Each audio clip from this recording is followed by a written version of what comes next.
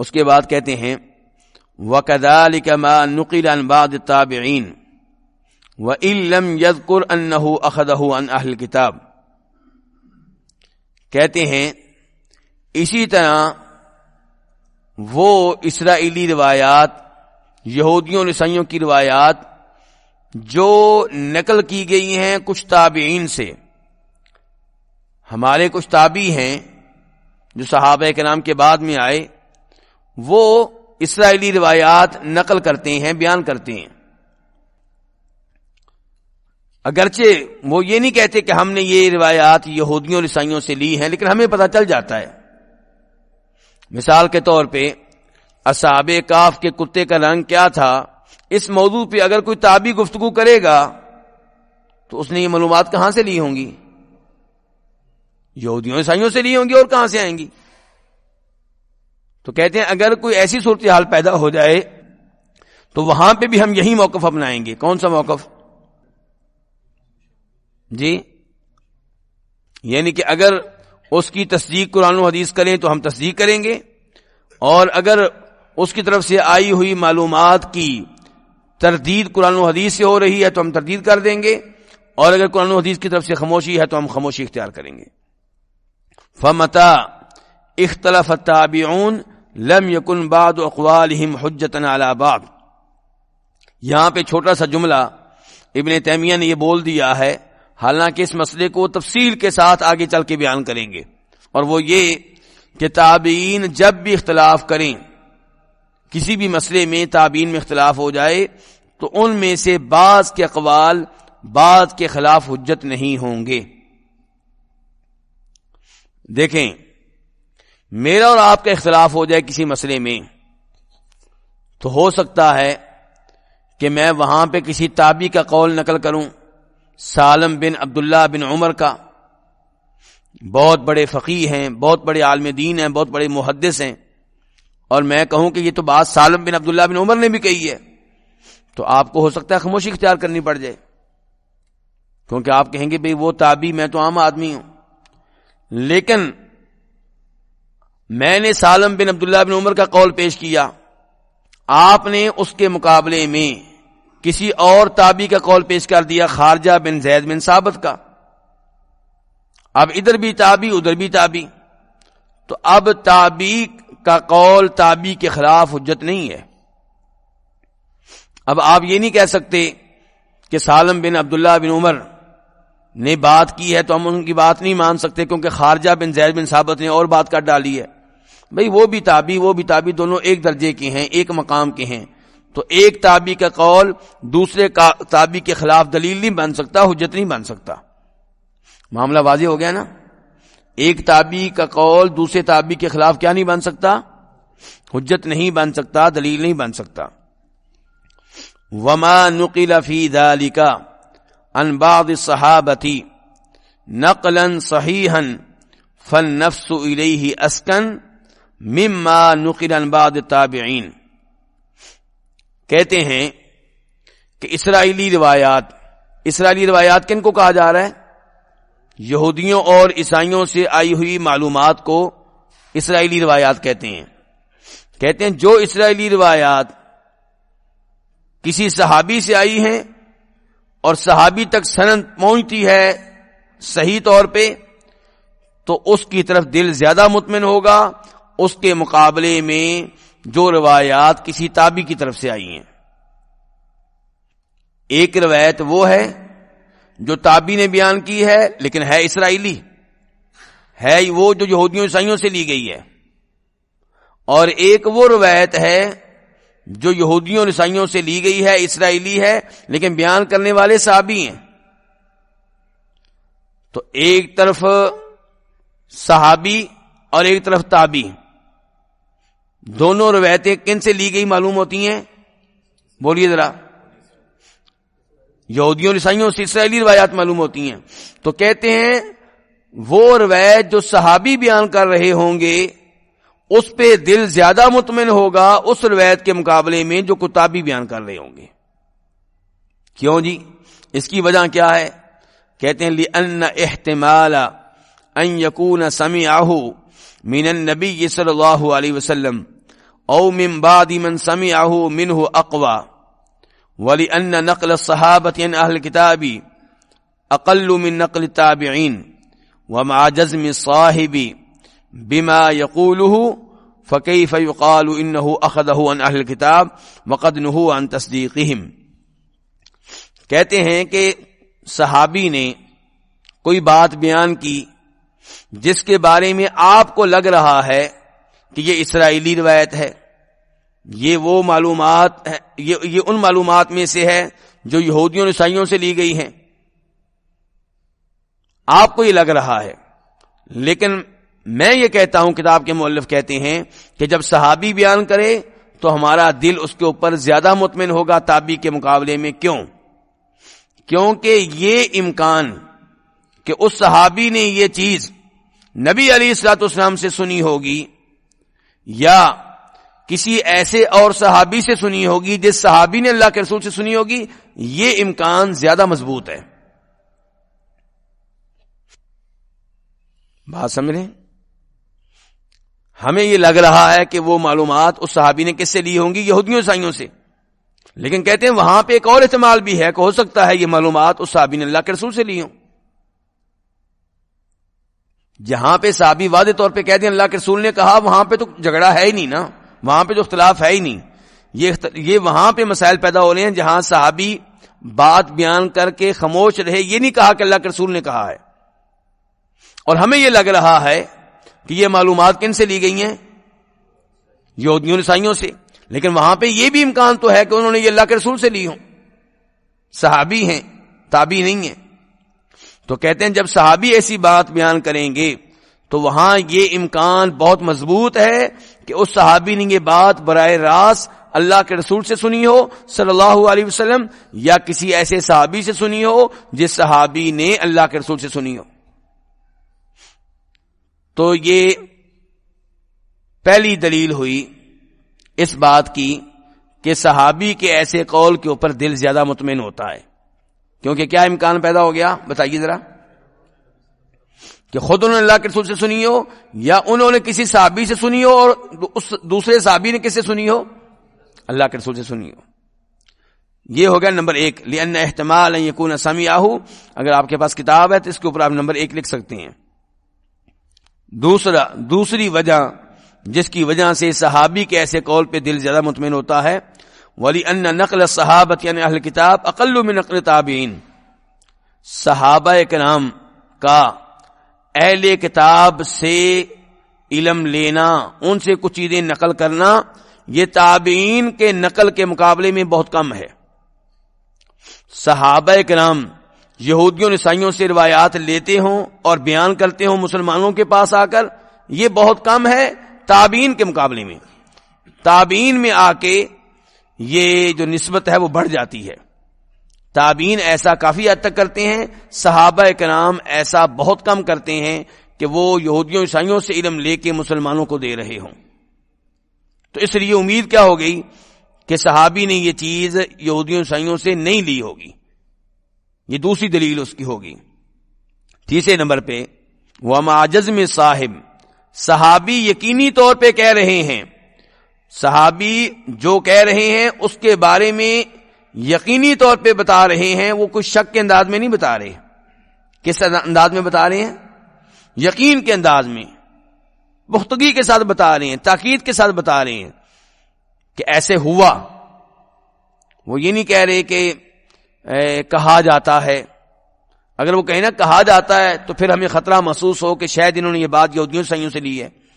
لیکن وہ واضح طور پہ کہہ رہے ہیں کہ ایسا ہوا، فلاں چیز کا یہ نام تھا، اصحاب کہف اتنے لوگ تھے. جب وہ پختگی کے ساتھ یہ بات کر رہے ہیں تو چونکہ وہ صحابی ہیں تو ہمیں اب یقین ہو رہا ہے، دل اس طرح مطمئن ہو رہا ہے کہ انہوں نے یہ چیز یہودیوں عیسائیوں سے نہیں لی ہوگی بلکہ اللہ کے رسول سے لی ہوگی یا کسی اور صحابی سے لی ہوگی یا صحابی نے اللہ کے رسول سے لی ہوں گی. تو صحابی کے ایسے قول پہ دل زیادہ مطمئن ہوتا ہے.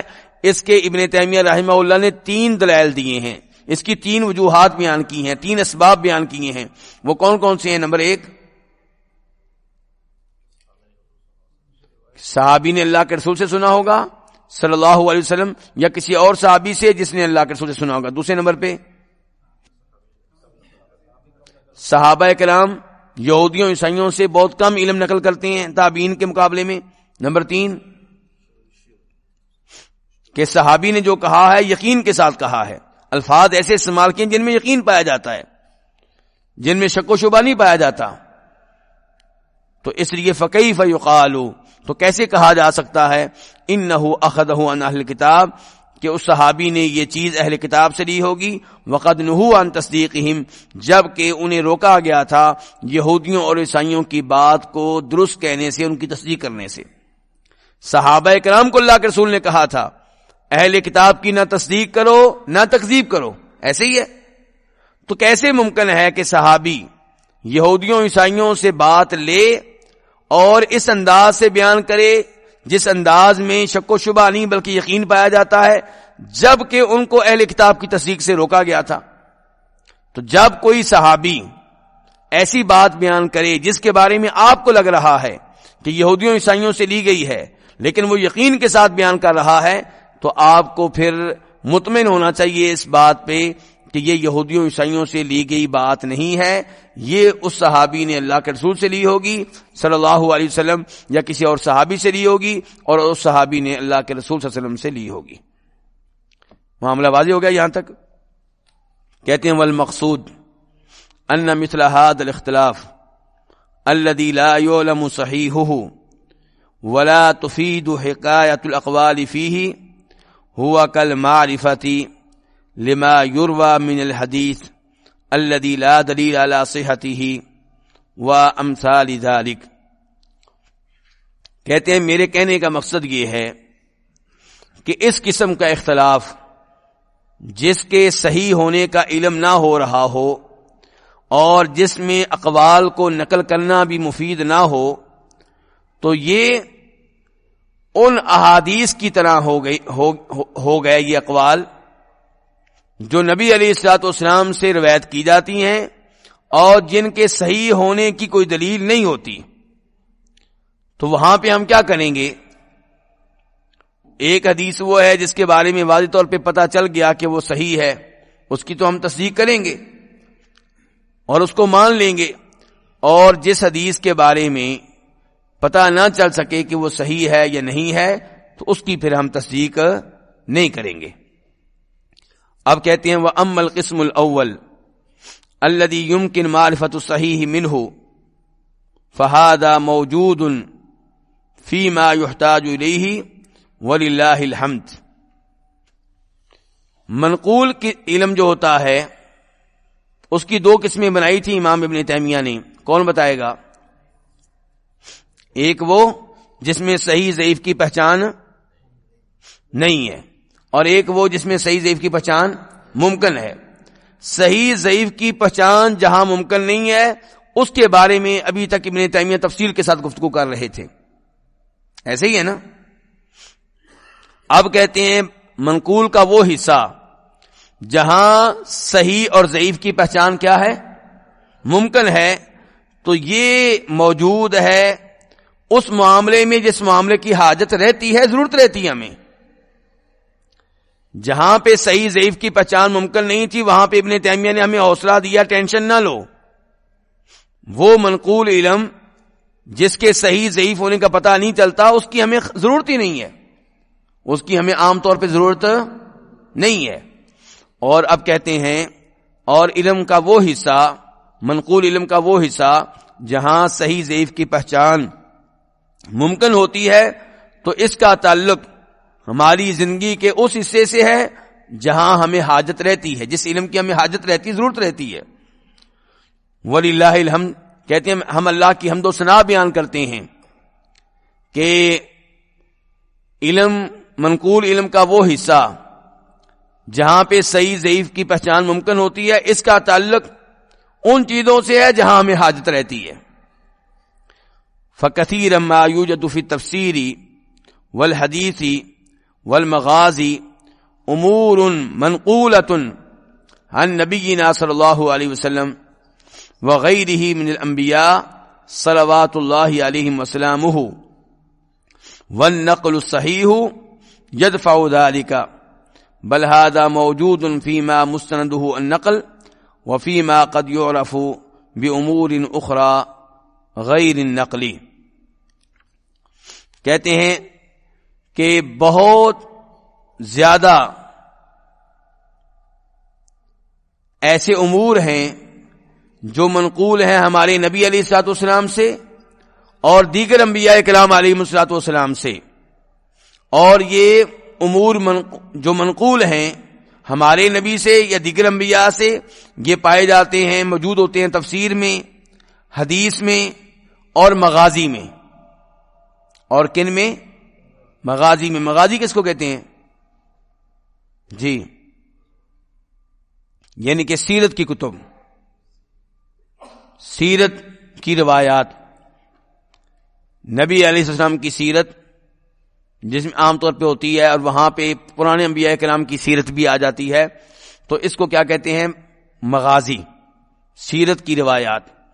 تو کہتے ہیں سیرت کی روایات میں اور حدیث کی روایات میں اور تفسیر کی روایات میں ایسے امور پائے جاتے ہیں جو ہمارے نبی سے منقول ہوتے ہیں اور دیگر انبیاء کرام علیہم الصلوۃ والسلام سے بھی منقول ہوتے ہیں، لیکن ان امور کے مقابلے میں کوئی صحیح حدیث ہوتی ہے یا قرآن کی آیت ہوتی ہے جو ان کے اوپر رد کر رہی ہوتی ہے کہ یہ تفسیر اور حدیث اور مغازی میں جو معاملہ آپ نقل کر رہے ہیں نبی محمد صلی اللہ علیہ وسلم سے یا دیگر انبیاء کرام سے، یہ غلط ہے. تو اور صحیح روایت آ کے ان کی تردید کر رہی ہوتی ہے. کہتے ہیں بلکہ یہ چیز موجود ہے اس میں جس کا تعلق نقل سے ہے، اور دیگر امور میں بھی یہ چیز موجود ہے جس کا تعلق نقل سے نہیں ہوتا.